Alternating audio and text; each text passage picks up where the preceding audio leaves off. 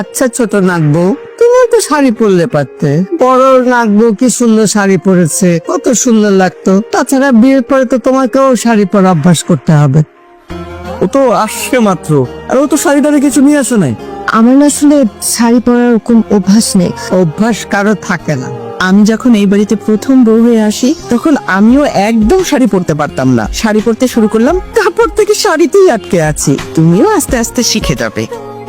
এখন তোমার কি মনে হয় আমাদের সাথে যা কিছু হচ্ছে ঠিকঠাক হচ্ছে, ভালোর জন্য হচ্ছে? তোমার হয়তো শুরুর দিকে সবকিছু মানিয়ে নিতে একটু কষ্ট হচ্ছে, আর দেখবে আস্তে আস্তে সবকিছু নর্মাল হয়ে যাবে। কোনো কিছু নর্মাল হবে না রেহান। আমি না একটা স্মল ফ্যামিলিতে বড় হয়েছি, যেখানে আমার মা ছিল আর আমি ছিলাম। আমার সমস্ত মতামত নিজে প্রকাশের অধিকার ছিল। তুমি ভেবো না যে আমি একদম স্বার্থপরের মতন এককেন্দ্রিক চিন্তা ভাবনা করছি বা শুধুমাত্র আমার কথাটাই ভাবছি। ব্যাপারটা একদমই তা না। তুমি একটা জয়েন্ট ফ্যামিলিতে বড় হয়েছো, তোমরা সবাই অভ্যস্ত এই ধরনের আচরণে।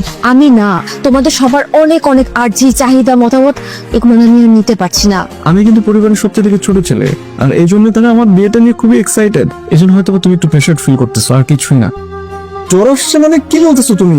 তুমি ডাক্তার দেখাও।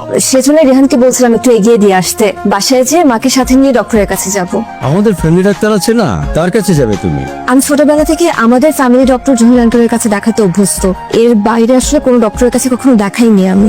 এখন থেকে সব বাদ দাও, তুমি আমাদের বাড়ির বউ, আমাদের ফ্যামিলি ডাক্তারের কাছে যাবে, এটাই তো স্বাভাবিক। এই পানিটা খানাকের ম্যাজিক পানি, 12 গেছে শিকড়, খানাকে ভালো হয়ে যাবো, খান ভাবি। আল্লাহর নাম নিয়ে খেয়ে পেলো, দেখবে সব অসুখ ভালো হয়ে গেছে। আশ্চর্য! আপনাদের সবাইকে কি আমাকে চিড়িয়াখানা জন্তু বলে মনে হয়? এগুলো কি ধরনের বিহেভিয়ার? এখন আমার সাথে যা হচ্ছে তা একেবারে টমেটো ধরার মতন না। This is not too much.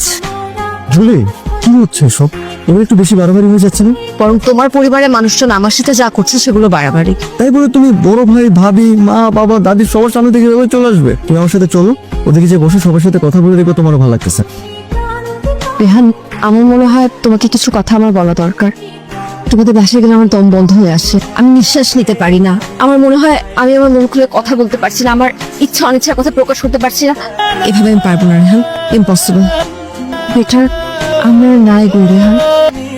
এই কথাটা আমি ভেবেচিন্তেই বলছি। Julie, we can sort this out, right? I don't think so.